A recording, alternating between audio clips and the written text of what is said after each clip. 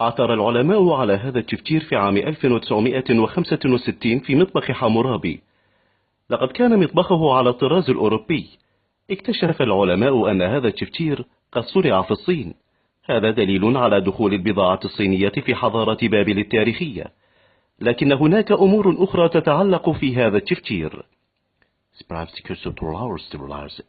اكتشفنا من خلال هذا التفجير أن حمورابي كان يرتدي الحذاء القبقلي، واكتشفنا من خلاله أيضا أن شعر حمورابي كان سريحا، واكتشفنا أيضا من خلال هذا التفجير لون شحاطة زوجته هو اللون الأزرق. وأيضا اكتشفنا أن جيران حمورابي كانوا يطبخون الرز الهندي ولا يشربون الشاي بعد الغداء. واكتشفنا أيضا أن حمورابي كان يوميا ينظر إلى هذه العشبة.